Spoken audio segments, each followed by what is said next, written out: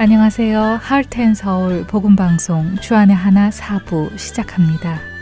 주안의 하나 4부는 책 읽는 그리스도인과 은혜의 설교, 성경의 인물들과 사건을 만나는 바이블 드라마가 준비되어 있습니다. 먼저 책 읽는 그리스도인으로 이어집니다.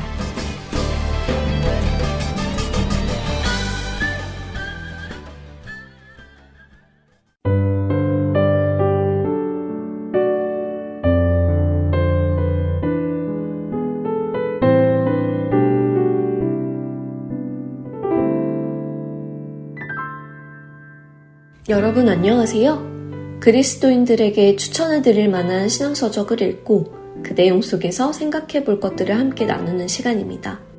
책 읽는 그리스도인 진행의 백성입니다.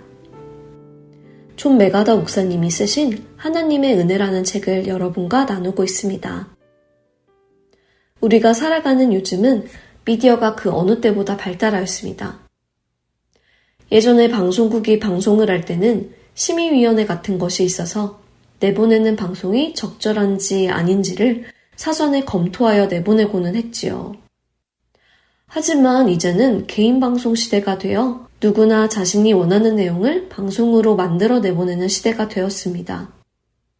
사람들은 자신의 방송의 시청률을 올리기 위해 눈에 확 띄는 제목들이나 사진들로 자신들의 프로그램 앞장을 장식합니다. 이런 방송 중에는 사실과는 거리가 먼 거짓된 정보들을 전하는 방송도 정말 많지요. 누구는 건강을 위해서 이것을 꼭 먹어야 한다던가, 이 운동을 꼭 해야 한다고 방송을 제작하여 올리고, 또 다른 누군가는 누군가가 꼭 먹어야 한다는 그것을 절대 먹으면 안 된다고 방송하고, 꼭 해야 한다는 그 운동을 하면 건강에 치명적인 악영향을 끼친다고 방송을 제작하여 올리기도 하지요.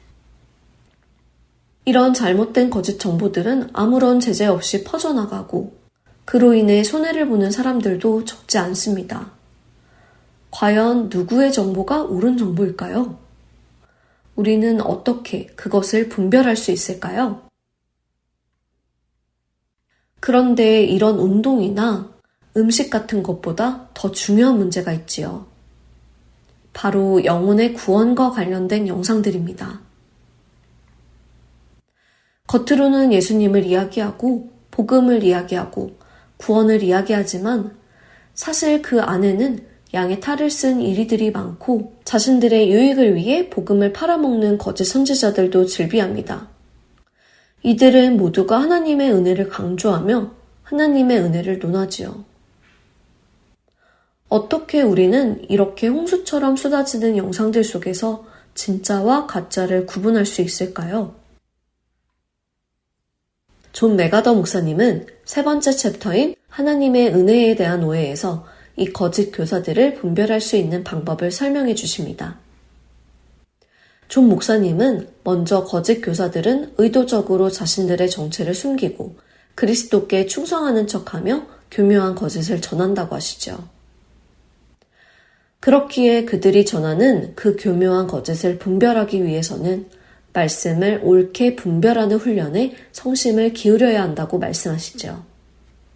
그리고 그 기술을 연마하기 위해서는 성실한 태도로 오랜 시간 부지런히 말씀을 연구해야 한다고 하십니다.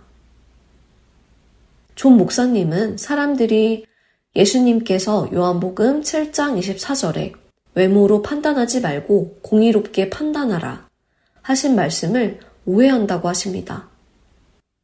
마치 예수님께서 모든 판단을 중지하라고 하신 것처럼 잘못 인용하고 있다고 하시지요. 그러나 예수님의 말씀은 판단을 하지 말라는 말씀이 아니라 올바로 판단하라는 말씀임을 강조하시지요. 그리고는 이렇게 말씀하십니다. 분별하기가 어렵다고 해서 판단을 모두 중단해서는 안 된다. 아무런 분별력 없이 늘 쉽게 속기만 하는 것도 하나님의 말씀에 대한 불순종에 해당한다 라고요. 깜짝 놀랄 말씀 아닌가요? 말씀을 분별하지 못해서 속는 것이나 누군가가 전하는 말씀을 판단하지 않는 것이 하나님의 말씀에 대한 불순종에 해당한다니 말입니다. 하지만 로마서 1장의 말씀을 보면 우리는 존 목사님의 이 설명이 사실임을 알 수 있습니다. 로마서 1장에는 하나님께서 정하신 사형에 해당하는 죄들이 나열되어 있는데요. 그 중에 31절에는 우매한 자가 사형에 해당하는 죄목에 들어 있습니다. 우매한 자는 무엇일까요? 우매하다는 말의 원어는 몰지각한, 어리석은, 이해하지 못하는 등의 의미를 가진 말로 하나님께서 자신에게 주신 마음과 두뇌를 사용하지 않는 자들을 특징 짓는 단어라고 성경학자들은 말합니다. 그러니 하나님의 말씀을 올바로 알고 거짓과 진리를 분별하지 않는다면 그것은 우매한 것이며 영적으로 게으른 것이지요. 우리는 은혜를 오해하고 있음을 다시 깨닫습니다. 무엇이든지 다 받아주고, 다 눈 감아주고, 다 넘어가주고 하는 것이 은혜라고 착각하지요. 그래서 구원의 티켓만 받으면 모든 것이 다 끝난 것이라고 생각하지요. 하지만 그것은 성경이 말씀하시는 은혜는 아닙니다. 또한 성경이 말씀하시는 구원의 모습도 아니고요. 존 목사님은 하나님의 은혜로 구원받는다고 해서 거룩한 삶을 선택사안으로 생각해서는 곤란하다고 말씀하십니다. 하나님의 은혜로 하나님의 자녀가 되었다면 그 후로는 거룩한 삶을 살아가도록 힘써야 하는 의무가 주어지는 것이지요. 이것은 결코 선택사항이 아닙니다. 거룩하게 살면 좋고 그렇게 못 살아도 할 수 없고 어차피 은혜로 다 받아주시니까 하는 것이 아닌 것이지요. 그럼에도 불구하고 많은 거짓 교사들이 성도들에게 이런 거짓된 가르침을 교묘하게 넣어주고 있습니다. 그래서 성도들은 하나님의 말씀을 올바로 분별기를 힘써야 하는 것입니다.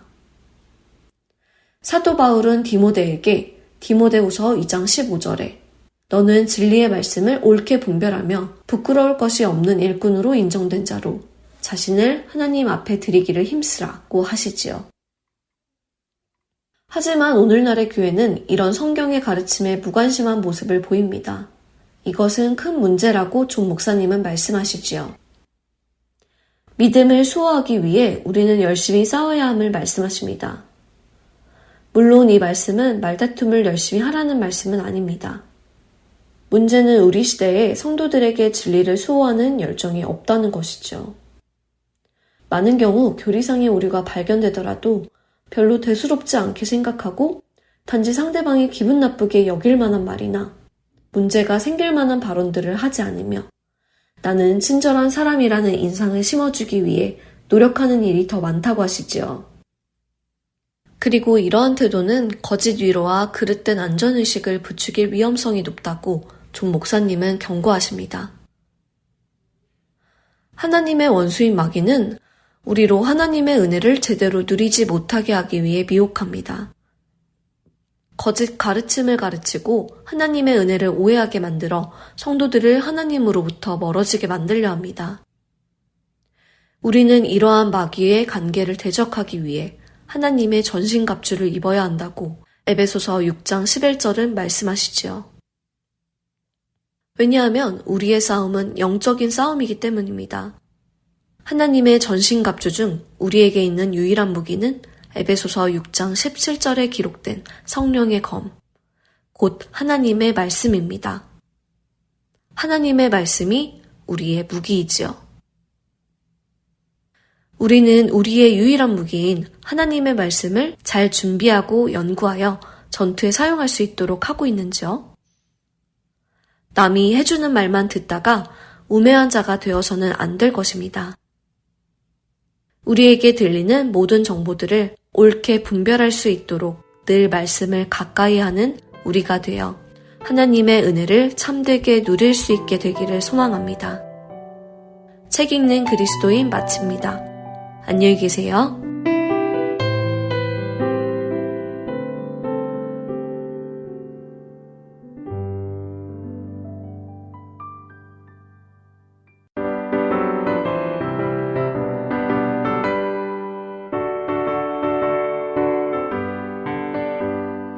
우리들이 싸운 것은 열기 아니요 우리들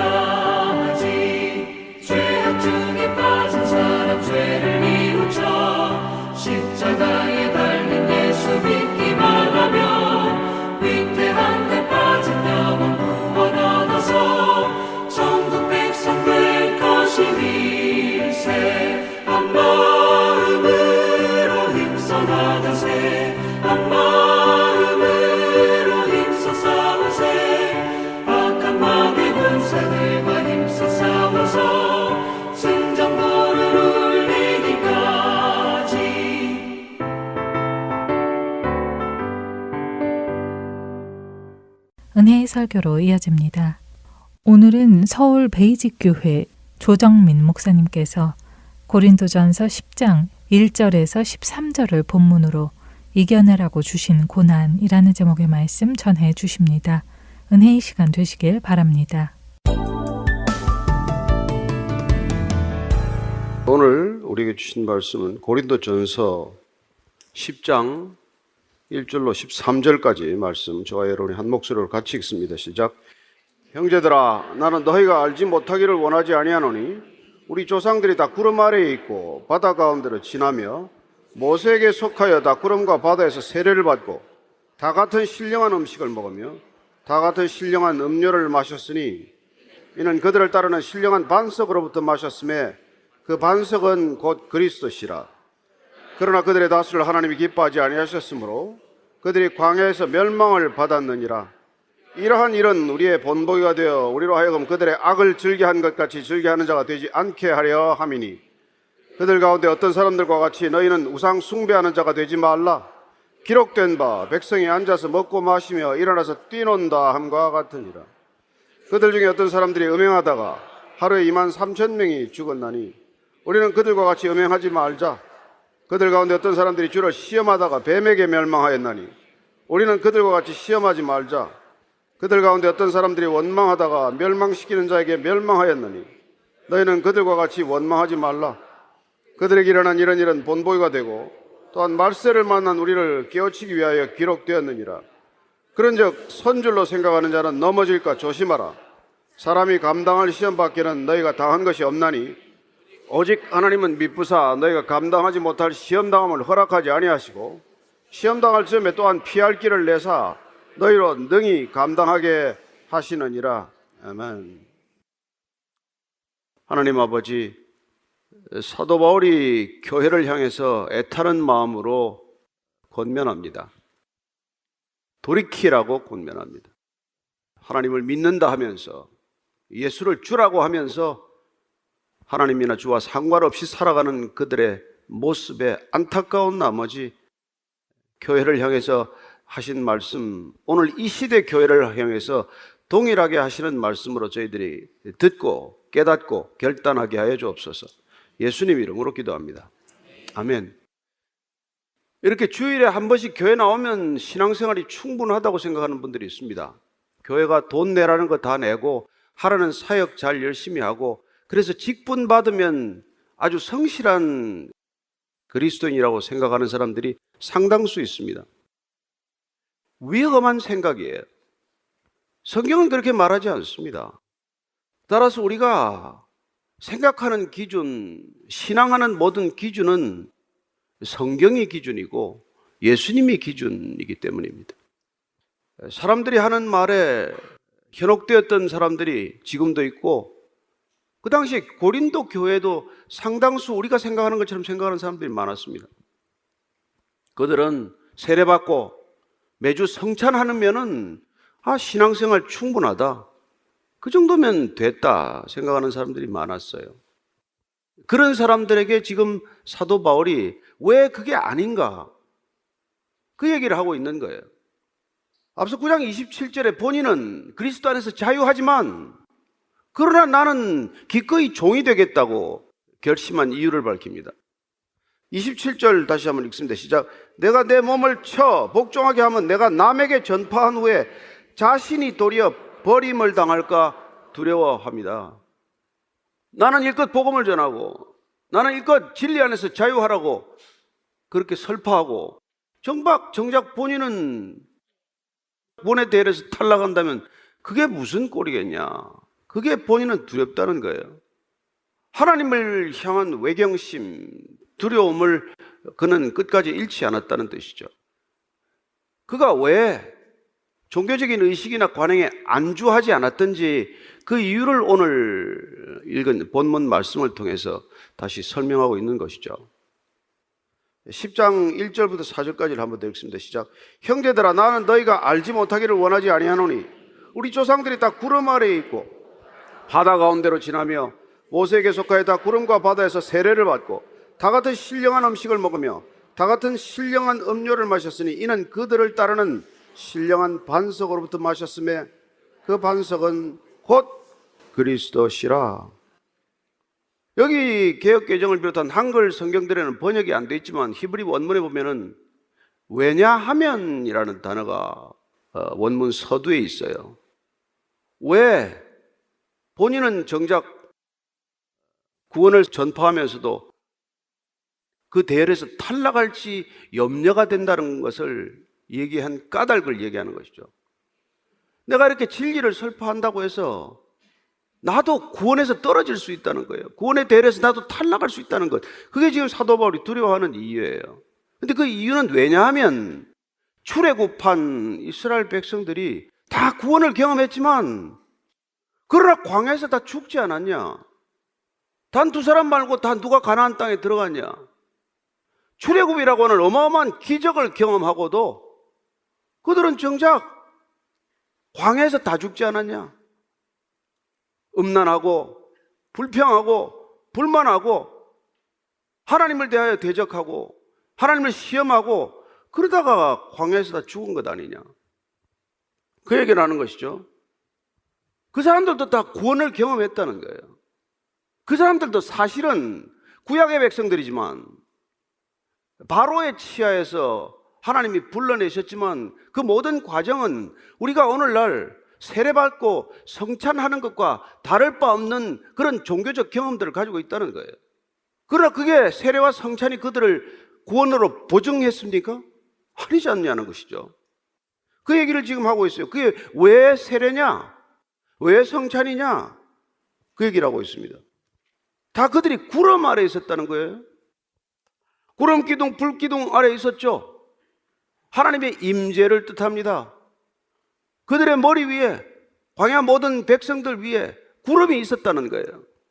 하나님의 임재가 있었고 그것은 곧 세례받을 때 성령이 임하는 것과 같은 하나님의 임재였다고 지금 얘기하고 있는 것이죠. 출애굽기 13장 21절 말씀입니다. 시작.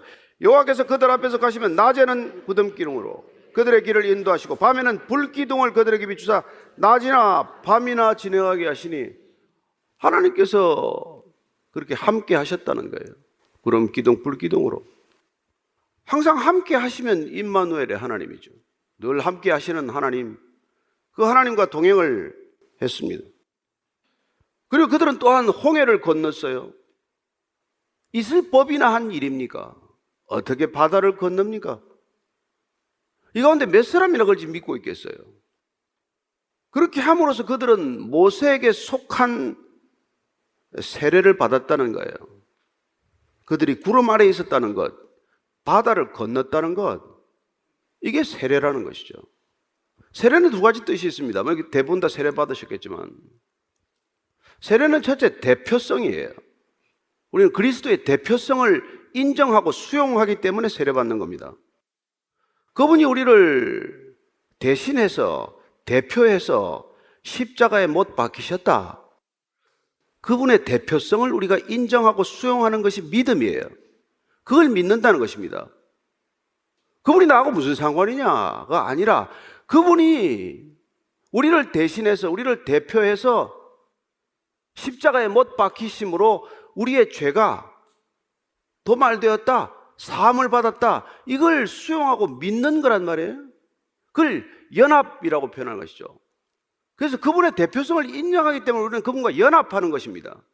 우리는 세례를 받음으로 그분과 연합하는 것이고 그분은 우리를 대신해서 우리 모두를 대표해서 십자가에 달리심으로 그분은 인류 전체를 대표하신 것이죠. 그러므로서 그분은 우리와 연합하신 것입니다. 이 연합, 하나가 되는 것, 이걸 사도 바울은 로마서를 통해서 다시 한번 강조하고 있는 것이죠. 로마서 6장 3절 4절 우리가 세례식 때 흔히 있는 말씀이지만 세례의 진정한 뜻은 또 무엇이냐?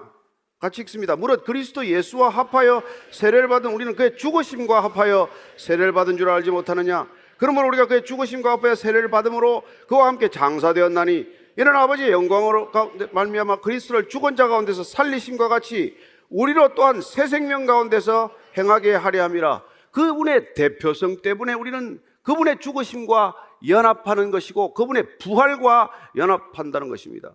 그 세례의 의미예요. 두 번째 세례의 의미는 대표성뿐만이 아니라 그분의 통치, 그분의 다스림을 받아들인다는 것입니다.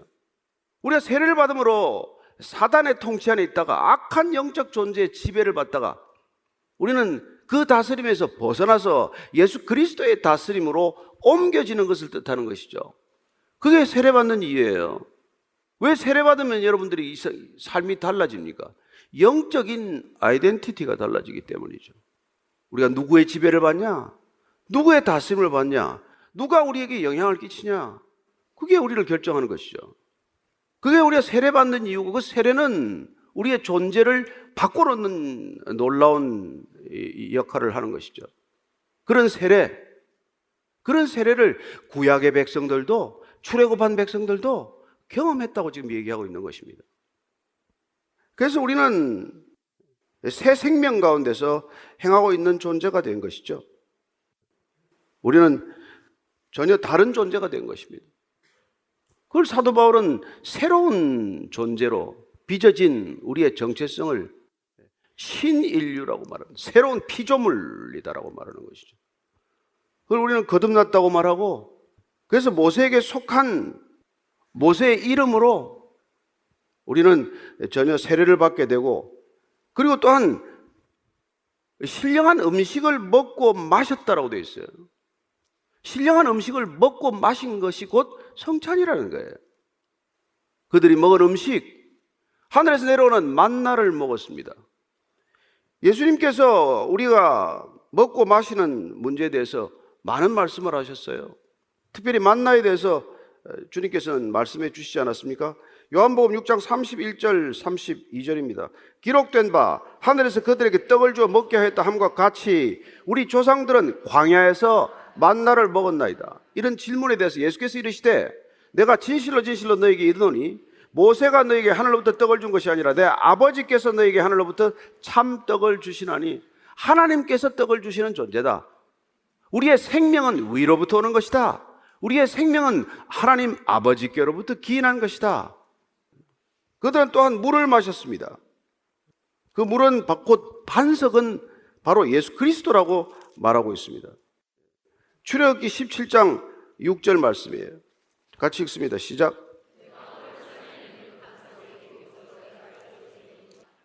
지금 보시면은 오늘 본문 가운데 다라고 하는 단어가 5번 반복되고 있어요. 출애굽한 백성들은 다 구름 아래를 지났습니다. 예외 없이 출애굽한 백성들은 다 구름 기둥, 불 기둥을 지났고, 그들은 다 홍해 바다를 건넜습니다.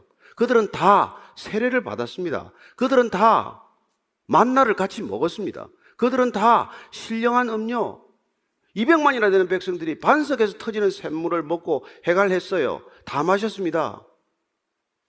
그렇게 5차례 다를 강조하는 이유가 뭡니까? 한 사람도 빠짐없이 다 출애굽의 구원을 경험했지만, 근데 그들이 어떻게 됐냔 말이에요.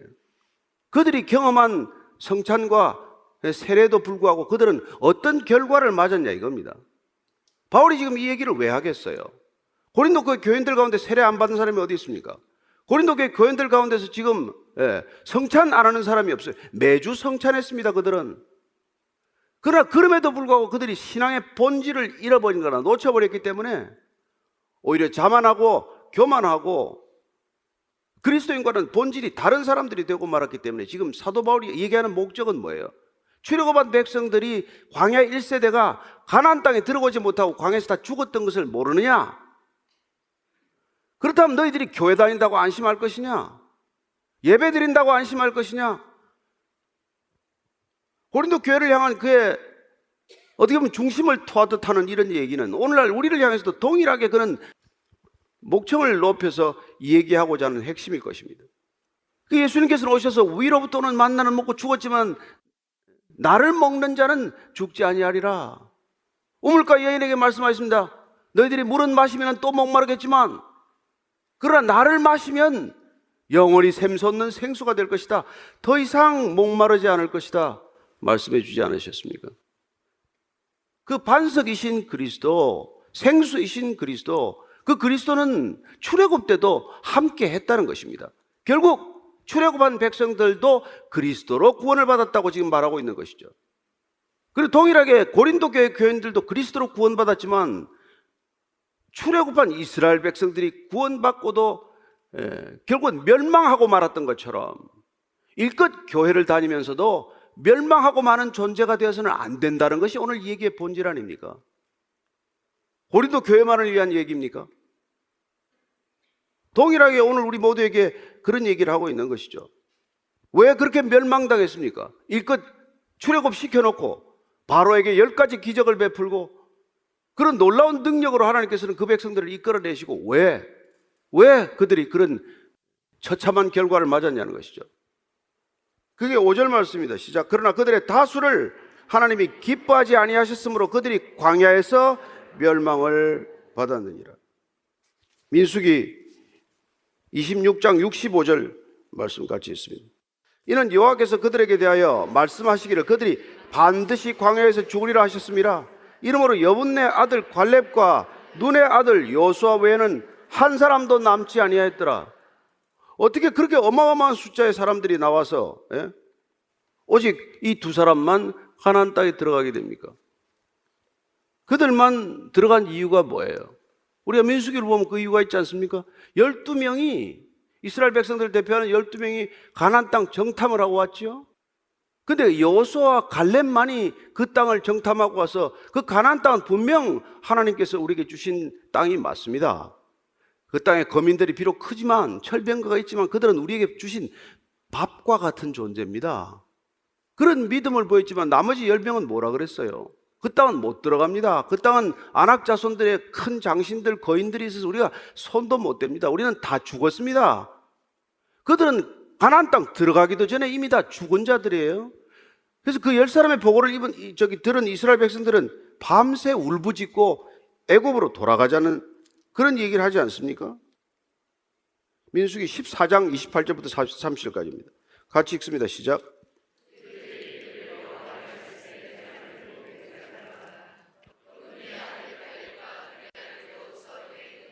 내가 맹세하여 너에게 살게 하리라 한 땅에 결단코 들어가지 못하리라. 두 사람 외에는 못 들어간다는 거예요. 내 귀에 들린 대로 너희들에게 해주겠다. 너희들이 이미 다 죽었다며. 가나안 땅 밟아보기도 전에 우리는 다 죽었다라고 했으니까 그럼 이 땅에서 다 죽어라. 무슨 이런 하나님이 있습니까? 이렇게 잔인한 하나님입니까? 여러분 광야로 왜 나왔습니까? 왜 불러내셨습니까? 여러분 가나안 땅에 들어가는 조건이 있단 말이에요. 가나안 땅에 들어가는 조건에 합당한 사람들로 지금 빚어가는 과정 아닙니까? 탈락하는 것이죠. 이런 무서운 얘기를 하고 있는 것이죠. 그래서 6절부터 8절까지입니다. 시작. 이러한 일은 우리의 본보기가 되어 우리로 하여금 그들이 악을 즐겨한 것 같이 즐겨하는 자가 되지 않게 하려 함이니 그들 가운데 어떤 사람들과 같이 너희는 우상 숭배하는 자가 되지 말라. 기록된 바 백성이 앉아서 먹고 마시며 일어나서 뛰는 다음과 같으니라. 그들 중에 어떤 사람들이 음행하다가 하루에 23,000명이 죽었나니 우리는 그들과 같이 음행하지 말자.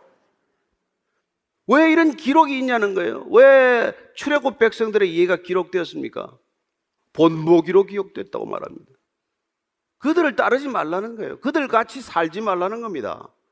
일껏 구원받고도 놀라운 경험 아닙니까? 구름기둥, 불기둥을 어떻게 경험합니까? 어떻게 홍해를 건넌다는 것을 경험이나 할 수 있습니까?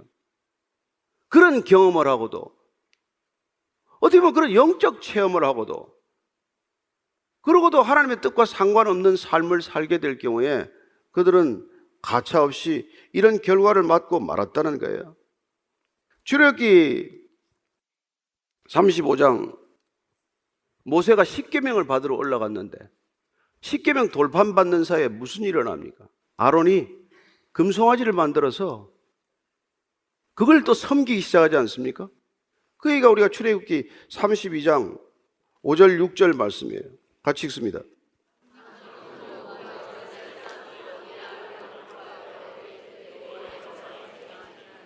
그렇습니다. 그들은 형식은 동일해요. 번제 드렸습니다. 화목제 드렸어요. 아침 일찍 일어나서 제사 준비하고 다 했겠죠. 문제는 뭡니까? 제사 형식은 다 갖췄지만 제사를 드린 대상은 하나님이 아니라 우상에게 드린 거란 말이죠. 그러니까 우리가 예배 드리는 형태는 뭐 주일 예배가 되었건 아침 예배가 되었건 무슨 다른 무별 예배가 되었건 예배의 형태는 동일할 수가 있겠지만 그러나 우리가 예배하는 대상은 누구냐가 정확히 하나님이 아실 것 아닙니까? 우리는 어떤 대상을 향해서 예배 드리느냐가 중요한 거 아니에요? 근데 정작 그 예배 대상이 하나님을 향해 드리라고 우리가 제사법을 다 배웠는데 그 제사법을 가지고 정작 예배 드린 대상, 제사 드린 대상은 하나님이 아니라 우상이었기 때문에 이런 결과들을 빚은 거란 말이죠. 그 저와 여러분들이 이 신앙생활 하는 모습은, 겉모습은 보면 누가 판단하겠어요? 저렇게 열심히 교회도 나오고, 저렇게 빠지지 않고 예배도 드리고, 저렇게 모든 일에 성실과 열심을 다하는데, 무엇 때문에 그러면 그렇게 열심을 다하느냐는 것이죠. 무엇을 위해서, 누구에게 나의 헌신을 드리고자 하는 것이냐? 그게 지금 바울이 얘기하고 싶은 거예요. 지금 바울이 얘기하는 대상은 주로 누구겠어요? 그 당시에도 신령한 지식을 가졌다는 사람이에요. 남보다 신앙심이 두드러진 사람이에요. 남보다 열심히 많은 사람들입니다. 이른바 열광주의자들이에요. 그런 사람들이 믿음이 강하다고 자부했습니다. 바울이 지금 지적하고 있는 것은 그들을 향해서 따갑게 지적하고 있는 것이죠. 구별된 삶을 위해서, 구별된 신앙의 기준을 위해서 일껏 불러내어서 하나님께서 그들을 광야로 인도했는데 그들은 모압 여인들과 음행하고 또 할 짓 안 할 짓 섞어가면서 그런 짓을 했기 때문에 사도 바울은 통탄하는 나머지 오늘 이 본문을 우리에게 듣게 하는 것이죠. 그렇습니다. 여기 지금 보면은 먹고 앉아서 뛰논다고 할 때 이건 지금 방탕함을 은유적으로 표현하는 거예요. 그 안에 성적인 문란이 있었다는 것을 은유적으로 표현하고 있을 뿐입니다. 또 어떤 일이 있었습니까? 9절 10절이에요. 시작. 그들 가운데 어떤 사람들이 주를 시험하다가 뱀에게 멸망하였나니 우리는 그들과 같이 시험하지 말자. 그들 가운데 어떤 사람들이 원망하다가 멸망시키는 자에게 멸망하였나니 너희는 그들과 같이 원망하지 말라. 어떤 사람들이 주를 시험했습니다. 그들은 걸핏하면 하나님께 불평과 불만을 일삼았죠. 그러다가 불뱀 사건을 겪게 됩니다. 불뱀이 와서 많은 숫자가 물려 죽지 않습니까? 그들과 같이 하나님을 시험하지 말라고 얘기하는 것이죠. 민수기 21장 같이 읽습니다. 21장 5절 6절입니다. 시작. 백성이 하나님과 모세를 향하여 원망하되 어찌하여 우리를 애굽에서 인도해내어 이 땅에서 죽게 하는가? 이곳에는 먹을 것도 없고 물도 없도다. 우리 마음이 하찮은 음식을 싫어하노라 하며 여호와께서 불뱀들을 백성 중에 보내어 백성을 물게 하심으로 이스라엘 백성 중에 죽은 자가 많은지라. 많이 죽었다고 되어 있습니다. 애굽에 노예로 살 때는 불가마 옆에 따뜻하기도 했고 거기는 뭐 부추도 있고 수박도 있고 먹을 게 많고 고기도 있었는데 여기는 매일같이 만나만 주는데 이걸 도대체 어떻게 먹고 살라는 얘기냐, 그런 불만을 터뜨리다 그러지 않았습니까? 이것뿐입니까? 고라 일당들은 또 무슨 짓을 저질렀어요? 그들은 또 모세와 아론의 지도력에 대항하지 않았습니까? 반란을 일으키다시피 하지 않았어요? 그러다가 또 많은 사람들이 죽죠. 그렇게 시험했다는 것을 기록하고 있는 것입니다. 그래서 11절 이렇게 말합니다. 시작. 그들에게 일어난 이런 일은 본보기가 되고 또한 말세를 만난 우리를 깨우치기 위하여 기록되었느니라. 본보기가 된다는 거예요. 악한 길을 가다가 멸망의 길을 걸었다. 이건 본보기라는 거예요. 누구에게 본보기입니까? 두고 올 다음 세대를 위한 본보기죠. 저와 여러분들을 위한 본보기죠. 왜? 여호수아와 갈렙 위에는 다 못 들어가게 되었는지, 그들은 어떤 과정, 도대체 광야 40년의 시간이 짧은 시간입니까? 그 시간 동안 그들은 뭘 했기에 가나안 땅에 못 들어갔냐는 것이죠. 한번 세례받으면 끝입니까? 영원히 여러분들은 평강을 누립니까? 아니죠. 우리는 날마다 넘어지는 사람들이죠. 그랬을 때 우리는 어떻게 다시 회복돼야 합니까? 그 얘기를 하고 싶은 것이 바울의 속셈이고, 바울의 그 얘기를 우리가 듣지 않으면 오늘날 우리가 동일한 그런 종교적 행위에, 종교적 관습에 익숙하면서 우리는 마치 좋은 신앙인인 것처럼 스스로 착각하고 사는 것이죠. 12절입니다. 시작. 그런즉 선줄로 생각하는 자는 넘어질까 조심하라. 우리가 뭐 다 외우는 말씀 아닙니까? 선줄로 아는 자는 넘어질까 조심하라는 거예요. 여러분, 선줄로 안다는 건 뭐겠어요? 이미 내가 믿음 가운데 든든히 서 있다라고 확신하는 사람이겠죠. 아니, 나만큼 믿어봐라. 지금 내가 신앙생활 몇 년인데 그렇게 믿음에 서 있다고 자신만만하는 사람들이 어떻게 넘어지는지를 보라는 거예요. 여러분, 정말 무서운 시대입니다. 얼마나 많은 사람들이 넘어지고 있는지 몰라요. 그렇습니다. 이렇게 지금 선줄로 생각하는 자는 넘어질까 조심하라는 이 말 뜻에는 지금 고린도 교회, 우리는 뭐 다 세례받은 세례교인들이고 우리는 매주 교회 나와서 성찰하는 사람들이기 때문에 우리는 문제가 없다. 그렇게 너무 성례전에 안심하는 사람들이 되지 말라는 그런 얘기가 담겨 있기도 해요. 세례받은 것에 너무 안심하지 말라는 거예요. 믿음이 성례전과 함께 가지 않으면 성례전이 무슨 의미가 있냐는 것이죠. 예배는 안 그렇겠습니까? 이 예배가 여러분 우리 머릿속에 온갖 딴 생각으로 잡생각으로 가득하다면 무슨 우리가 예배자로 앉아있는 것이며 무슨 예배를 드리고 있는 것이겠습니까? 우리가 하나님 한 분으로 온전히 채워지는 경험을 위해서 이 자리에 우리 자신을 온전히 비울 때 어떻게 보면 상한 심령으로 나왔을 때 우리는 예배를 갈망하게 되고 목마른 사슴이 시냇물을 찾아 헤매듯이 하나님을 갈망하는 상태로 앉아있어야 예배가 되든 뭐가 되든 될 거 아닙니까? 그리고 바울은 그런 얘기를 우리에게 다시 한번 들려주면서 로마서 11장 20절 21절 말씀입니다. 같이 한번 읽겠습니다. 시작. 옳도다. 그들은 믿지 아니함으로 꺾이고 너는 믿음으로 섰느니라. 높은 마음을 품지 말고 도리어 두려워하라. 하나님이 원가지들도 아끼지 아니하셨은즉 너도 아끼지 아니하시리라. 그런 로마 교회를 향해서도 동일한 지금 심경을 당부를 하고 있는 것이죠. 하나님께서 원가지를 꺾으셨다면 그러면 젖붙인 가지는 안전하다고 생각을 하느냐? 하나님께서 처음 택하신 이스라엘 백성들이 원가지일진데 그들이 하나님의 뜻과 어긋나는 길을 갔을 때 하나님께서 가차없이 그들을 가지로서 꺾어버리셨다면, 마른 가지는 잘라 버리셨다면, 그러면 여러분 젖붙인 가지들이나 다른 가지들은 괜찮겠냐는 거예요. 바울은 그러나 우리에게 다시 한번 위로의 말씀을 더하고 있습니다. 13절 말씀이에요. 시작.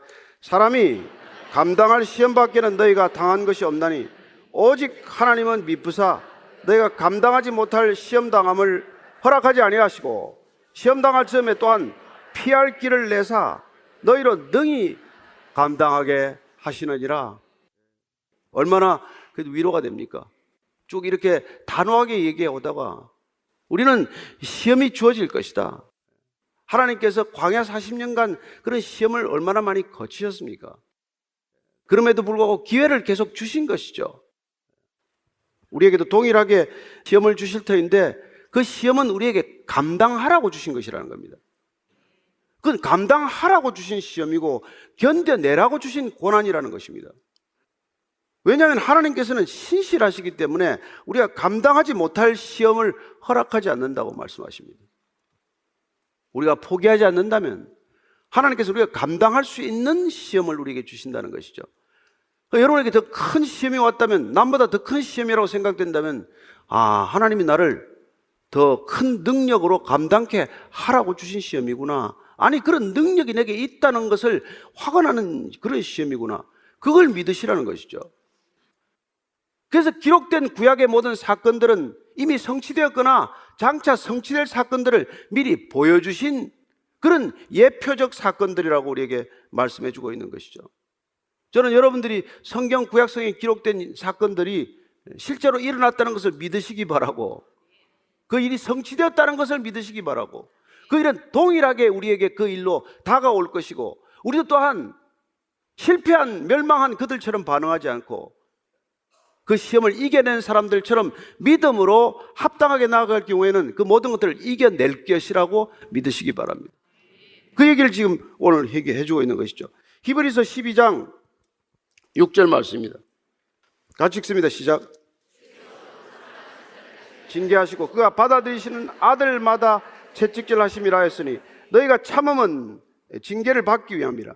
하나님이 아들과 같이 너희를 대하시나니 어찌 아버지가 징계하지 않는 아들이 있으리요. 여러분, 아들이기 때문에 징계한다는 거예요. 남의 자식 징계하지 않습니다. 길 가는 애들 때리지 않습니다. 11절 한번 더 읽겠습니다. 시작. 무릇 징계가 당시에는 즐거워 보이지 않고 슬퍼 보이나 후에 그로 말미암아 연단받은 자들은 의와 평강의 열매를 맺느니라. 저는 여러분들이 시험 중에도 믿음으로 견디는 사람들에게는 의와 희락과 평강의 열매를 맺게 될 것을 믿습니다. 고난을 지나보니까 어떻습니까? 아, 고난이 유익이었구나. 고난을 이기고 나면 어떻습니까? 아, 그 고난이 선물이었구나. 고난이 완전히 극복되고 나면 무슨 고백을 하게 됩니까? 고난은 위장된 축복이었구나. 그런 고백들 하지 않습니까? 아직도 그런 고백을 안 해보셨습니까? 저는 여러분 모두가 그런 고백을 할 수 있게 되기를 바랍니다. 그래서 고난은 견딜만 하다는 것입니다. 고난은 견뎌내야 한다는 것입니다. 고난은 이기라고 주신 시험이라는 것입니다. 여러분들이 모두 다 이겨내시기를 바랍니다. 저 야고보서 1장 같이 읽고 마치겠습니다. 1장 12절입니다. 시작. 시험을 참는 자는 복이 있나니 이는 시련을 견뎌낸 자가 주께서 자기를 사랑하는 자들에게 약속하신 생명의 면류관을 얻을 것이기 때문이라. 여러분, 팔복만 복이 아닙니다. 복은 또 있어요. 받는 자보다 주는 자는 복되도다. 믿으십니까? 말씀을 읽고 지키는 자는 복되도다. 계시록에 나오는 말씀이에요. 오늘 또 뭐라 그럽니까? 뭐가 복입니까? 시험을 견디는 자는 복되다고 말합니다. 저는 여러분들이 복된 자가 되기를 바랍니다. 시험을 견디는 자는 복되다. 시험을 견디라는 말씀이죠. 시험을 이기라는 말씀이죠. 고난을 이겨내라는 명령입니다. 하나님께서는 피할 길, 출구를 준비하고 계시기 때문입니다. 여러분들에게 반드시 터널 끝이 있을 것임을 바라보게 되시길 바랍니다. 여러분들에게 반드시 출구가 있다는 사실을 믿으시기를 바랍니다. 주께서는 여러분들에게 고난도 주시지만은 고난을 이길 능력도 주시고 고난을 피할 수 있는 마지막 출구도 마련해 놓고 있다는 것을 믿을 수 있게 되길 바랍니다. 여러분들이 하나님의 친자녀라는 믿음이 있다면, 하나님께서 여러분들을 사랑하시기 때문에 주신 고난이라는 것을 믿을 수 있다면 그 모든 고난은 변하여 여러분들에게 아름다운 축복이 될 것을 믿을 수 있게 되길 바랍니다. 오늘 기도할 때 하나님, 제게 고난을 더 이상 면제해달라고 기도하지 않겠습니다. 제가 주님께 주시는 이 모든 고난 견디도록 제게 견딜 수 있는 힘을 주시고 피할 길을 내시고 피할 수 있는 출구를 허락하여 주옵소서. 한번 그렇게 같이 기도하겠습니다.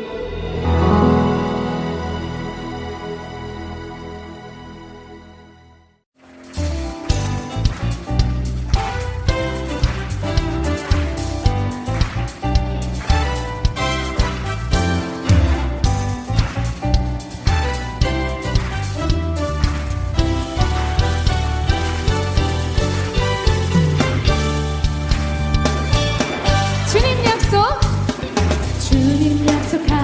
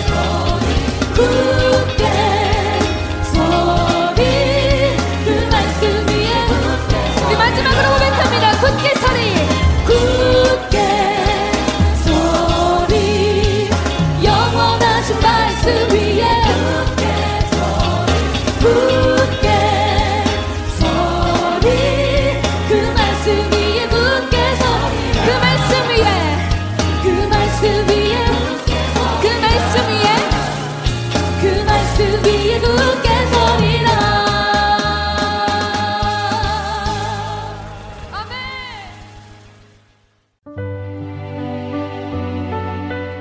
주의 길을 굳게 하라고 광야에서 외치는 자의 소리. 하트앤소울 복음 선교회에서는 주의 길을 굳게 하는 이 사역에 함께 동참하실 분을 찾고 있습니다. 봉사로, 기도로, 후원으로 예수님을 전하고 생명을 구하는 일에 동참하실 분들은 전화번호 602-866-8999로 연락 주시기 바랍니다.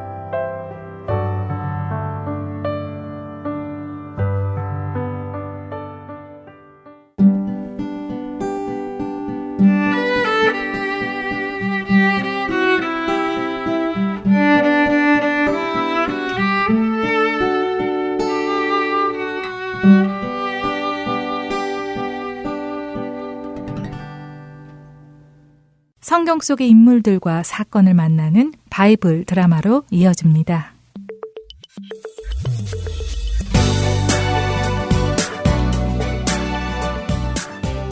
애청자 여러분 안녕하세요. 바이블 드라마 열왕기편 진행의 박은기입니다. 솔로몬이 아니라 자신이 왕이 될 것이라고 생각하고 잔치를 벌였다가 솔로몬이 왕이 되자 자신을 용서해달라고 이제 조용히 살겠다고 약속했던 아도니아 왕자. 그 아도니아 왕자는 조용히 살겠다던 약속과는 달리 아버지 다윗의 첩, 수넴 여인 아비삭을 자신의 아내로 만들어달라고 솔로몬의 어머니 밧세바에게 요청했지요. 밧세바는 솔로몬을 찾아가 아도니아가 아비삭을 아내로 얻고 싶어 한다며 그렇게 해주라고 권합니다. 네? 뭐라고요? 아니, 아버지의 첩 아비삭을 아도니아 왕자에게 주라고요? 아니, 어머니, 그게 무슨 말씀이십니까? 아니, 어찌하여 어머니께서 아버지의 첩을 아도니아 형에게 주라고 하시는 것입니까? 그게 무슨 의미인지 아시고 하시는 말씀입니까? 아버지의 첩을 자신의 아내로 얻겠다는 것은 자신이 왕이 되겠다는 말 아닙니까? 차라리 저의 왕좌를 아도니아 형에게 주라고 말씀하십시오. 밧세바는 아도니아가 아버지의 첩을 자신의 아내로 맡게 해달라고 한 요청을 이해하지 못했을까요? 어쩌면 밧세바는 그것이 무슨 의미인지 알았기에 일부러 솔로몬에게 그 이야기를 해주었는지도 모릅니다. 아도니아가 아버지의 첩을 아내로 삼게 해달라고 했다는 말을 들은 솔로몬은 화가 났습니다. 그것은 자신의 왕권을 넘보는 것과 마찬가지였기 때문이었죠. 비록 아도니아에게 그런 마음이 없었고 단지 아비삭을 좋아해서 그랬다 하더라도 그것은 요구해서는 안 되는 일이었습니다. 솔로몬은 그런 아도니아를 심판하기로 합니다. 아도니아 형은 분명 나에게 조용히 살겠다고 약속을 해놓고도 이런 일을 내 어머니께 부탁했다는 것은 나의 왕권을 인정하지 않겠다는 말이다. 이것을 용서할 수 없다. 싹을 미리 잘라야만 한다. 분하야 장군, 당장 가서 아도니아를 심판하십시오. 그가 나에게 반역을 꾀하였습니다. 네, 명령대로 하겠습니다. 솔로몬의 군대장관 분하야는 솔로몬의 명령을 따라 아도니아 왕자를 찾아갑니다. 아니, 분하야, 네가 어쩐 일이냐? 아도니아 왕자는 들으시오. 뭐? 뭐라고? 아도니아 왕자는 들으라고? 야, 이놈아, 네가 뭔데 감히 나에게 들으라 말라 하는 게냐? 솔로몬의 명령에 따라 역적 아도니아를 처단한다. 이야! 아도니아는 그렇게 숨을 거두었습니다. 아도니아 왕자가 처형되자 솔로몬은 아도니아를 지지했던 신하들을 숙청하기 시작했습니다. 먼저 제사장 아비아달을 불렀지요. 아비아달, 당신은 거룩한 하나님의 제사장으로서 어떻게 하나님께 묻지도 않고 아도니아를 왕으로 모실 생각을 했습니까? 아비아달, 당신이 한 일은 죽어 마땅한 죄입니다. 그것은 하나님께서 기름 부어 세우신 나를 대적하는 역모이기 때문입니다. 하지만 아비아달, 당신이 내 아버지와 함께 모든 환난을 받았고 그 가운데 하나님의 대제사장으로 충실하게 일하신 것을 내가 알기에 당신의 목숨만은 내 손으로 거두지 않겠습니다. 그러니 아비아달, 당신은 당신의 고향 아나돗으로 가십시오. 그곳에 가서 농사를 지으며 평생을 사십시오. 당신은 더 이상 이스라엘의 제사장이 될 수 없습니다. 저의 잘못을 제가 잘 압니다. 입이 있어도 들을 말씀이 없습니다.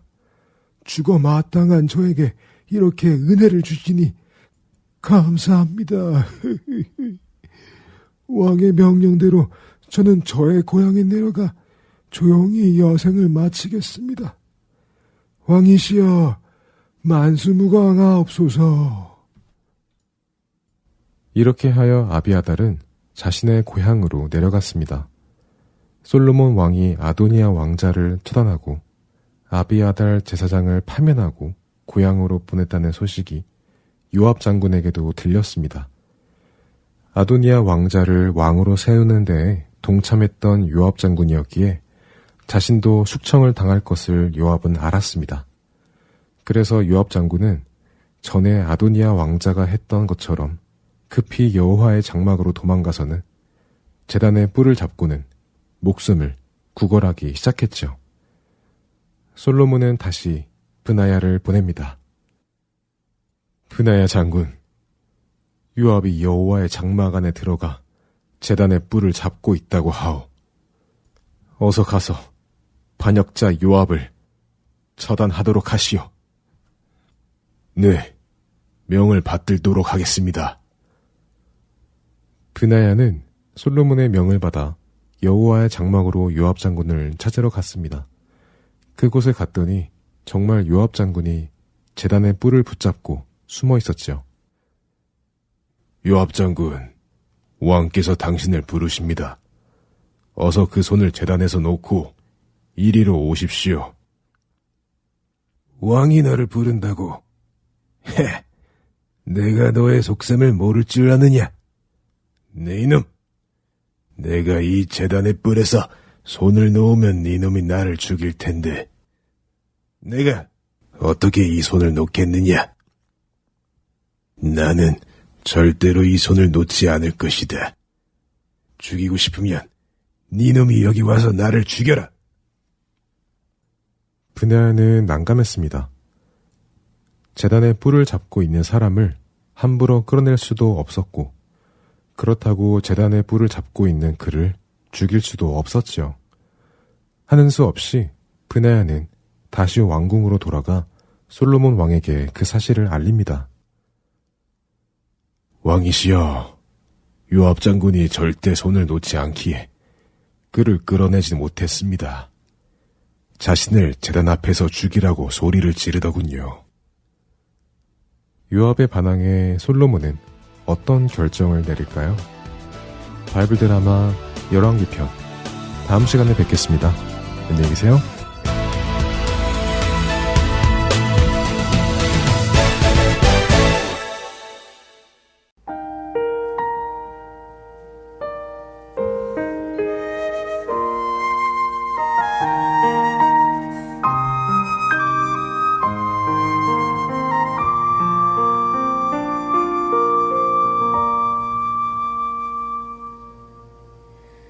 화려하지 않아도 정결하게 사는 삶, 가진 것이 적으나 감사하며 사는 삶, 내게 주신 작은 힘 나눠주며 사는 삶, 이것 이것이 나의 삶의 행복이라오. 눈물 날 일 많지만 기도할 수 있는 것, 억울한 일 많으나 주를 위해 참는 것, 비록 짧은 작은 삶 주 뜻대로 사는 것, 이것이 나의 삶의 행복이라오. 이것이 행복이라오. 세상은 알 수 없는 하나님 선물, 이것이 행복이라오.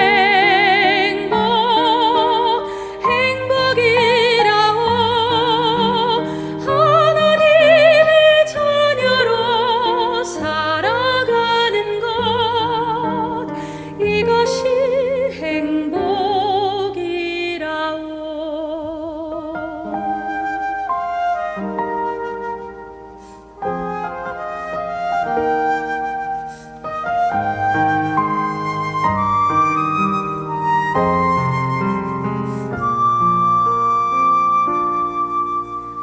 눈물 날 일 많지만 기도할 수 있는 것, 억울한 일 많으나 주를 위해 참는 것, 비록 짧은 작은 삶 주 뜻대로 사는 것, 이것이 나의 삶의 행복이라오. 이것은 행복이라오. 세상은 알 수 없는 하나님 선물, 이것이 행복이라오.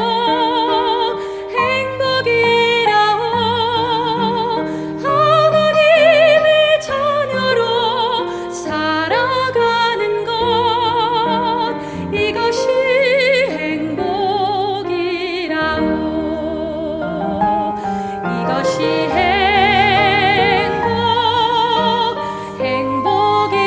행복이라오. 세상은 알 수 없는 하나님 선물, 이것이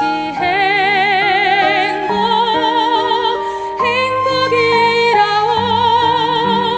하나님의 자녀로 살아가는 것, 이것이 행복이라오.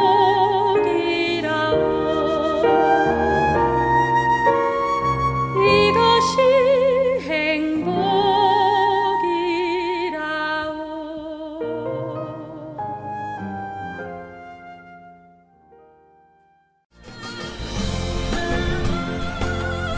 주안의 하나 4부 준비된 순서는 여기까지입니다. 언제나 주 안에서 기뻐하며 감사하는 하루하루가 되시길 소망하며 다음 이 시간 다시 찾아오겠습니다. 고맙습니다.